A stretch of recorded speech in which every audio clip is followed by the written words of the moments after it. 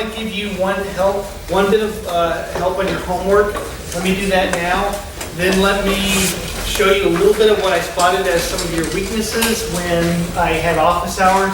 Then let's do questions. There's a couple of questions. And then I've got some formal, a little bit more help with understanding units and some of the symbology, understanding how calculus symbology interfaces to the physical sciences, which is something I'm fairly certain you're seeing for the first time.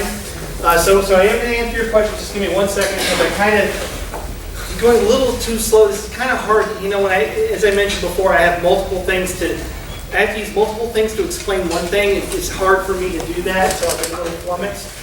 Okay, regardless, what I want to point out, this is something that, again, is one of the bits you have to know. And I've already shown you this. I want to make sure it sticks in your head. And this is I'm basically answering one of your homework questions, by the way. I will do that. And that is to note that the reversible path, remember I showed you there's two ways of doing work. And of course, reality is some admixture. Reality is, I've shown you two extrema. Reality always is somewhere in between. But whatever, I've shown you the two extrema, reversible and irreversible. It turns out that reversible work is the most negative. But now what seems odd about that is when you look at this graph, I know that here's the partial. I know that the integral, which is what I really need to have, is the area under the curve. And this is the irreversible. The reversible has more area. And I'll represent it this way. And I'll write it in bigger letters. There we go. There's the reversible work. Okay. Now I'm confused. This area under the reversible is more positive. Yet I said reversible work is the most negative. Again, this graph of exterior pressure, which is always positive, and volume, which is always positive, the area under the reversible curve, which is the work, is more positive than the irreversible. But on your homework, I'm asking you to explain why it's actually the most negative. What did I do? Did I just miss something simple? But what's wrong? Something is wrong. This area is a larger number. Now, you may also be careful to notice I'm integrating this way. That actually would change the result. I'm integrating from left to right. That makes this area positive. But it's decreasing, right? No, this is, for one, this is an expansion. No, what you're thinking of, by the way, is that, remember, if you integrate from low to high, then that's positive. If you integrate from right to left, that would be negative. But I'm not. I'm in expansion. I'm integrating this way. The area is positive. And the area is the work, or am I missing a sign or something? What am I missing?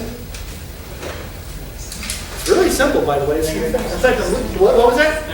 The minus sign. Right. You forgot the minus sign. It matters. So, the area under the curve is greatest, but there's a minus sign. So that makes reversible work the most negative. Now, on your homework, what you do is, this is an expansion, but when you do a compression, remember what you do is, I'm sorry to draw over my own, and I won't. I know you hate it when I do that. I will not do it. Okay, so let's stick exterior pressure. Okay, we're here. We're at P1, V1. And what happens in a irreversible compression, you raise the pressure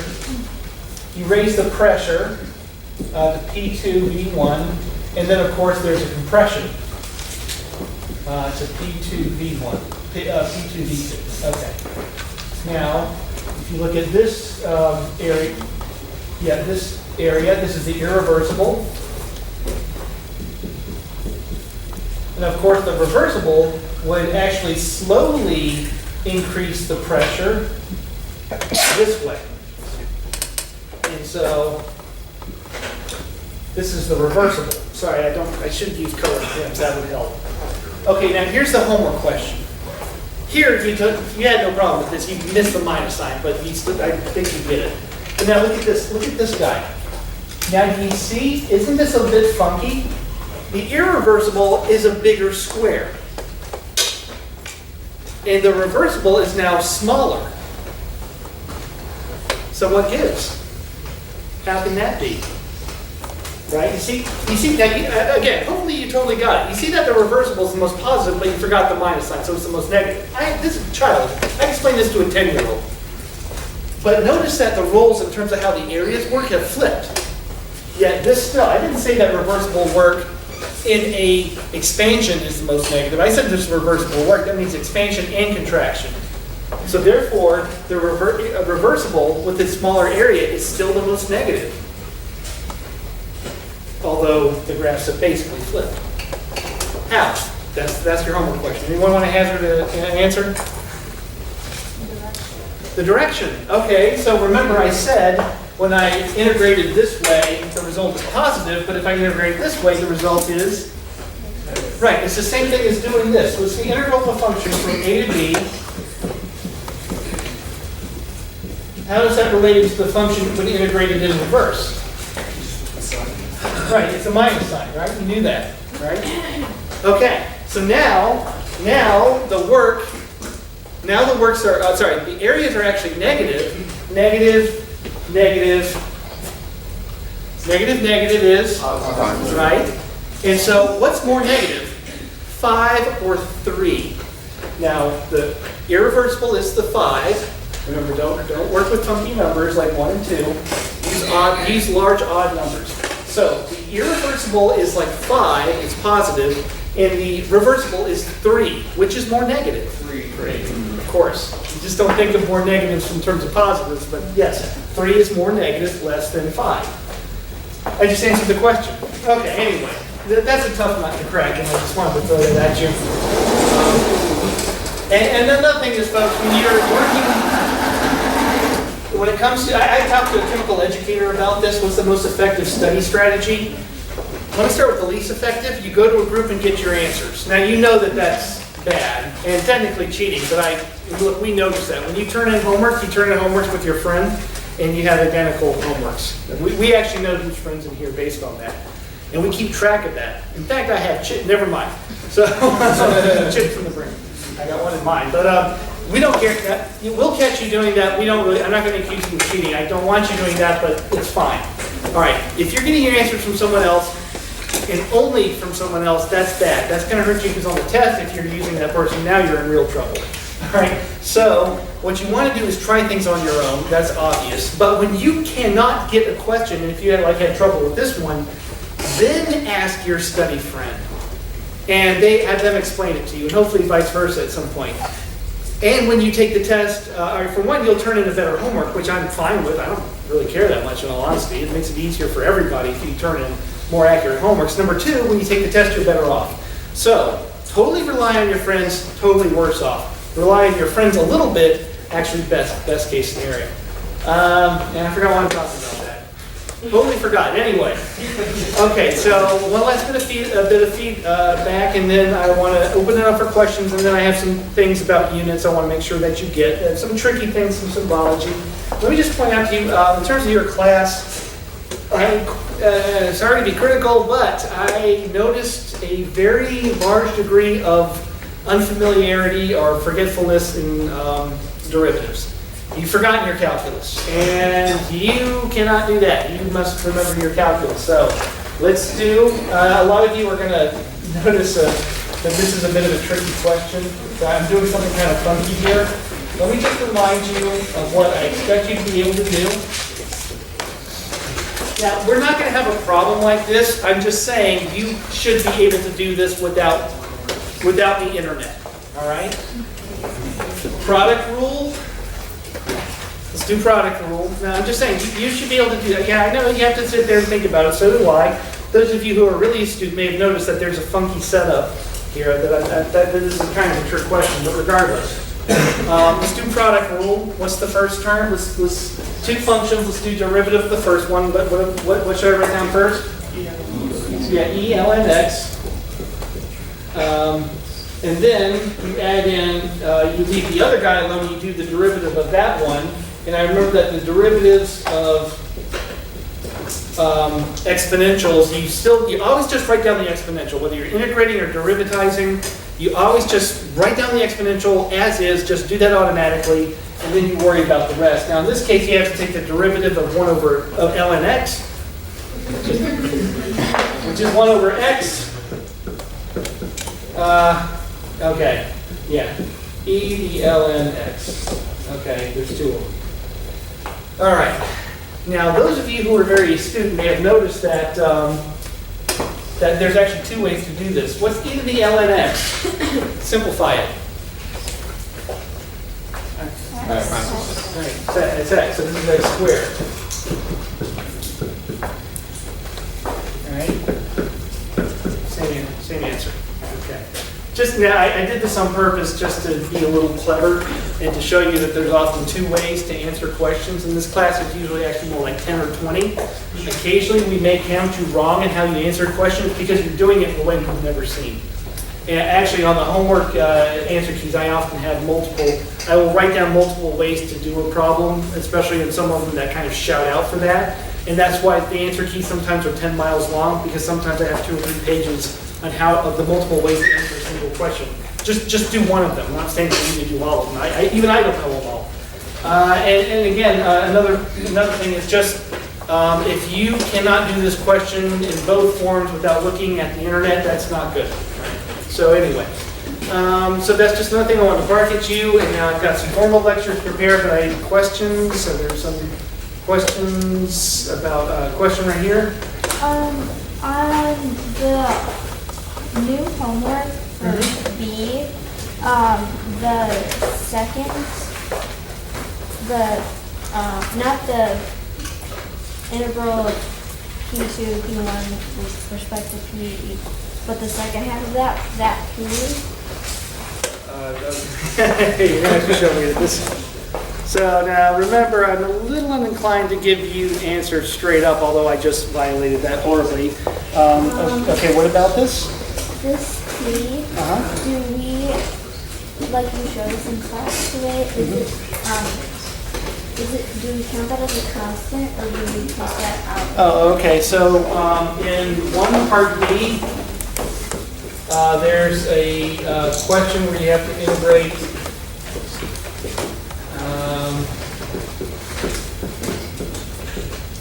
Did I do this right? There's a gamma symbol. There's a what? There's a.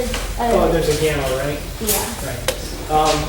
Yeah, that's to make the units work, by the way. That comes later. Remember that units have to be equal on both sides. Let me go ahead and answer that question. What's the units here? What? Yeah, sure, bars, whatever, right. Now, remember, partials have units, and just because they're integrated doesn't do anything, the units remain. So anyway, that helps you with gamma. In terms of, is there a trick here?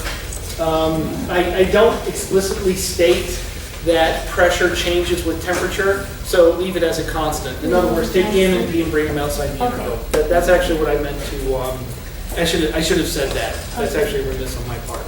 So, any other, yeah, I should have done that. Things broke on my part. I'll remember that next time. Any other questions on the, right there? Could you give us a hint on number 3? Number 3 on the homework is, I'll bring my own copy next time.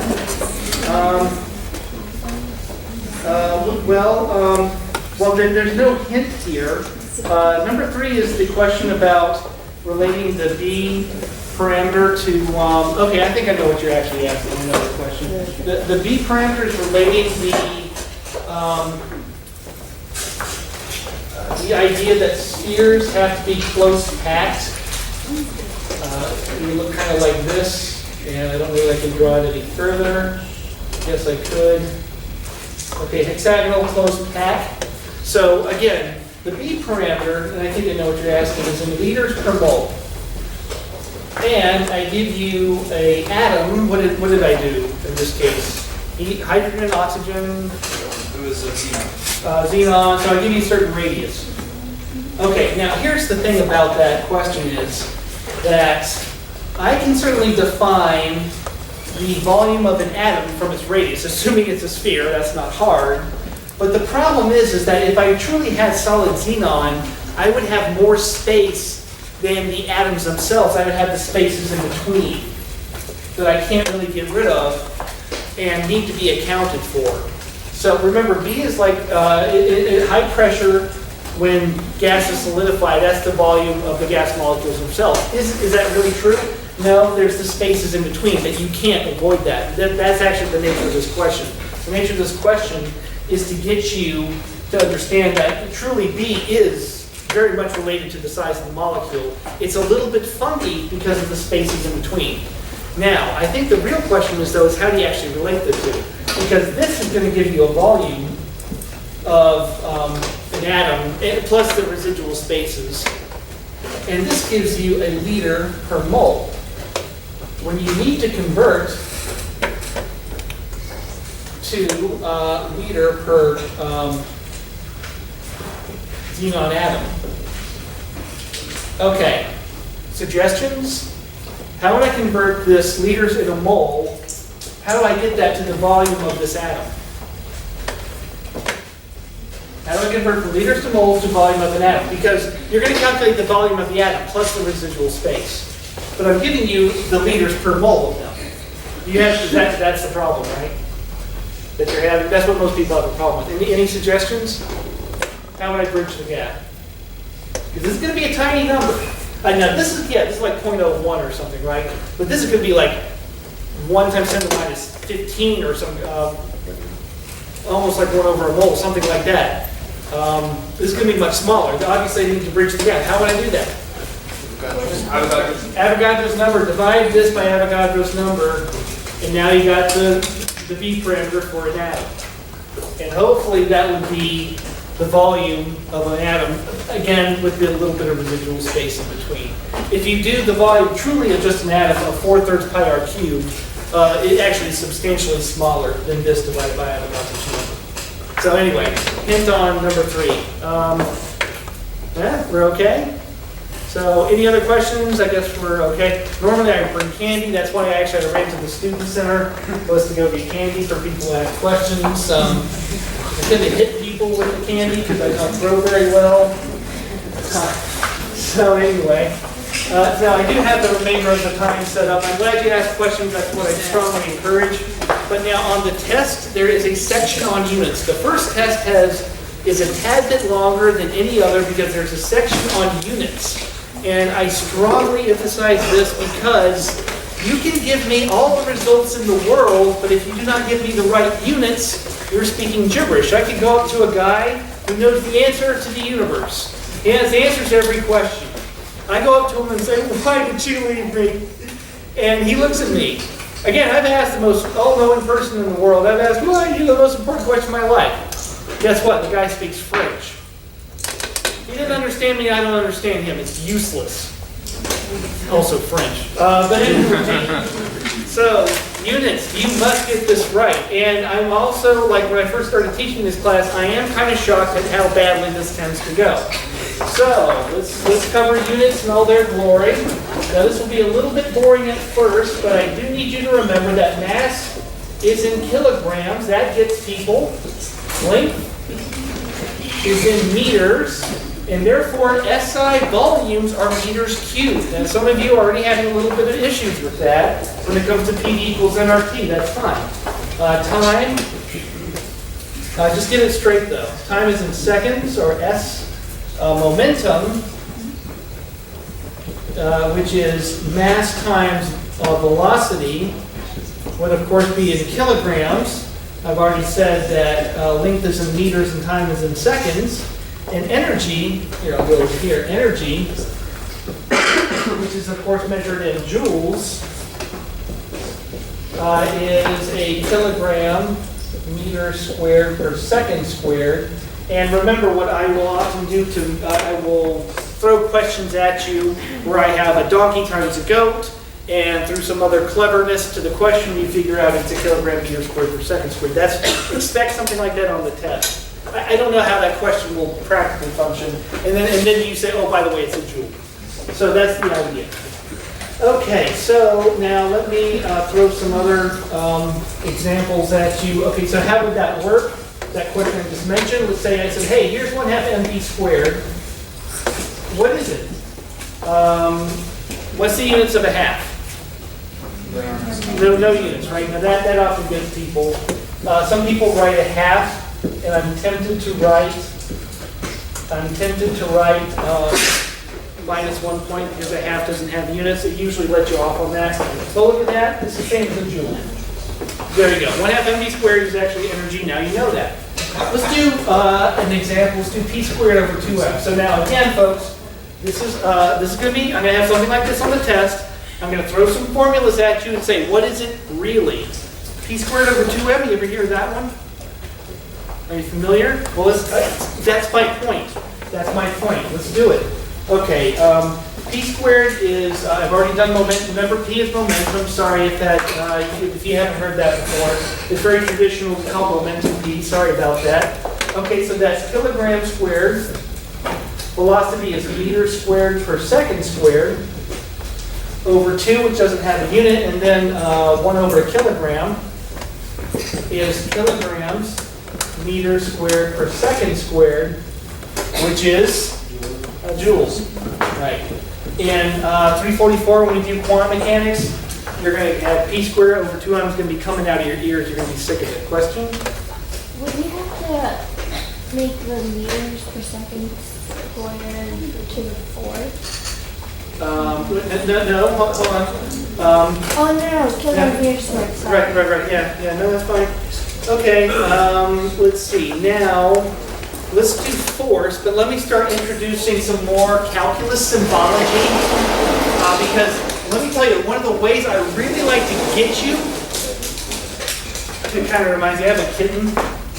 She's actually a year old, but she's a runt, so she looks like a little kitten. And I'm always chasing, she just loves to run, and I'm always chasing her around my condo. And I'm gonna get you! I'm gonna get your kitty! That's the little black one. She's really a handful. She drives the other cat crazy. She's always fighting with it. Anyway, this is how I'm gonna get you. I'm gonna get you this way. I'm gonna use calculus symbology. And to do this, I'll start with force, which is in newtons. And what I want to do, again, I want to show you how to get to force, but I want to start using physics terminology. And to do that, let me remind you what velocity is. Velocity, of course, is the change in position of something, so it's time dependent. That just means it's moving over time. Now, again, my point is to remember, I am going to try this on you, to throw an equation with partials and see whether you remember it has units. They have units. This is meters per second. Okay, now let's do acceleration. Acceleration is, of course, the velocity, the change in velocity. How does velocity change over time? Meters per second squared. Hold on. I want to throw this at you. See, the point of this part here is to make you uncomfortable with symbology, with calculus symbology. See, some of you straining to look. So, gotta hate this classroom. I might try to get out. Okay, now if you're not familiar with this, I don't know, it doesn't bother me. Then again, I have a PhD. Here's actually how you do it. This is the same thing. It will make you a little bit, hopefully, more comfortable. And so now this is a meters per second squared. Right. Meters, seconds. So technically acceleration is a double derivative. And note that I may occasionally represent, actually within a month I'm going to have a couple of equations where I'm doing this. And there you go. You're going to see this again, so don't freak out, that's my point.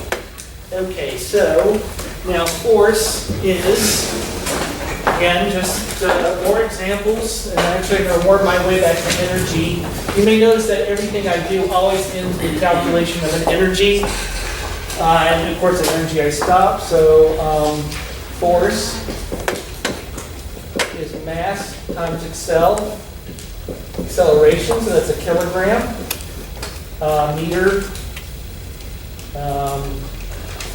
Meters per second squared. Okay, and that, remember, is a Newton. And of course, I also know that energy is force times distance.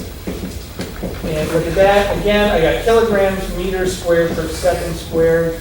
And I get that no matter which of the ways I do it. I've got p squared over 2m, 1/2 mv squared, force times distance, ma times distance, all of them kilograms meters squared per second squared, every time I do it. Let's see, last bit, let's see, force. There's another way to do this, force. I'm just trying to remind you of your physics. Is the change in momentum over time. This is just to remind you of some of your basic physics. I don't think that I'm using this, but I'm going to use this as another example to make you uncomfortable with your calculus. Again, the symbology. And I'm writing this in a very, I'm not writing this very well. I'm kind of half doing that on purpose. Yeah, I'm sorry, my T's are a little funky. I don't seem to write T the same way twice, sorry about that. Okay, what the lesson here is, we're gonna do this a couple of times. Mass is a scalar. Mass should not be changing, so it can come out of the equation. And then I've got the change in x over time. I bet you're straining to see this, so I'll move this in a minute. Sorry, again, I tend to, sorry. Hopefully the camera's picking this up. So anyway, just to remind you, the physics you forgot a long time ago, I'm not going to use it in this class. I just want you to absorb, get that physics back into you because you need it kind of in general. Momentum changes over time, that's force. Mass times velocity is momentum. You can take the mass out. I've left this thing right here. And I've already done that. So this ends up being, of course, meters. Mass, which is in kilograms, meters per second squared. Again, which is the new. Did I do that right?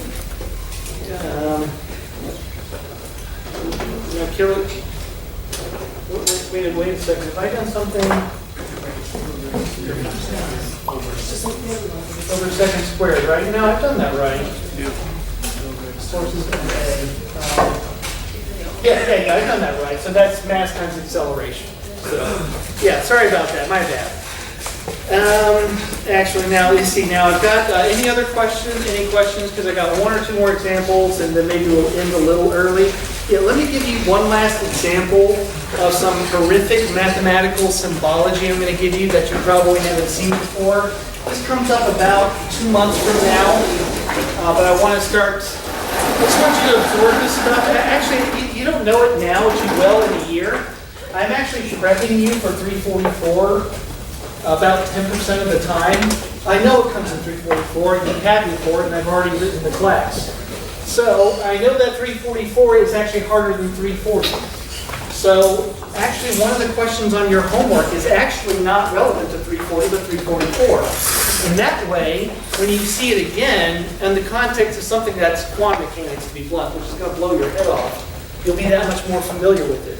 Now, this question I'm about to give is relevant in about 2 months, but I want you to get used to this. Okay, and this is actually what I'm doing is I'm doing some differential equation solving. Again, we're going to do a lot of this in about 2 months, and I want you to also get familiar with the symbology. What I want to get is f of x itself, right? So hopefully you're okay with this. You've got the functions, you've calculated their slopes before. The slope happens to be x. The way, now for whatever reason, in this class I want to know what f of x itself is. Now the way you do this is knowing that partials are like balls that a juggler can flip around like mad. They're fractions. You can do whatever you want to with them as long as you follow the basic rules of algebra. So a over b is equal to 1, therefore a is equal to b. Then that's the complex math I just used to write that formula right there. That's as much intellect as I needed to do that. Now here's the damnedest thing. I bet you've never thought about this. Okay, so we're going to integrate this side, and that's not that hard. But what do you do here? What's this? Ever had the partial of a function before? You just said it's what? You just said it's f of x, right? You ever seen, what if it's the change in natural log of x? Not natural log of x. I know how to integrate natural log of x. That'd be x, I think. Oh my god, I forgot. What is it? It's x, right? What? Ah, who cares? Anyway, my point is that actually you can have partials of things like natural logs of pressure. That's what we do in 2 months. Now, here's how you deal with it. That's okay. Now, you're always thinking like, no, it has to be the change in a variable. Well, if I have a variable, I put it in an equation, I get it's used to manipulate to give me the value of another variable. So I'm going to just change that number instead. So in other words, I could have the partial of volume like you just saw in work and integrate it like we just did. You had no issues with that, hopefully. But instead, I could say that volume is in fact a function of pressure. And I could have that function in here. And there's nothing wrong with that. It's still volume, just in a different, more complex functional form. And like I say, in 2 months from now, you're going to actually be integrating not pressure, but the natural log of pressure. The way you deal with it is to know what the limits are. The limits have have to be the same thing as what's the partial. So this has to be f of x initial, and the top part, sorry, let me get rid of this. The upper limit will be f of x final. And so the result is f of x final minus f of x initial.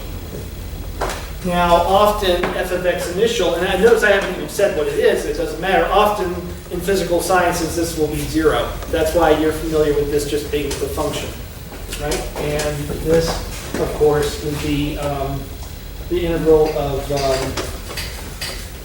x squared over 2, right? It was x. Now, here's another thing. The left-hand side is a definite integral.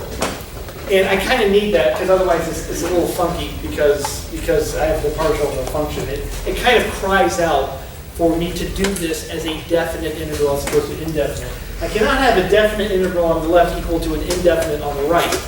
So this must have limits too. They have to both be definite integrals.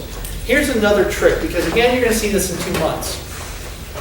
How in God's name do I decide? I've decided what the limits were here because of the nature of the problem, or Donkey Jesus told me, I don't know. How do I know what the limits are here? XI, XF. Thank you. No, thank you. I'm actually glad about that. So some of you are familiar with this. The answer is that they have to be connected. They have to go together in a sensible way, or this is nonsense. Now, in this case, it's quite easy.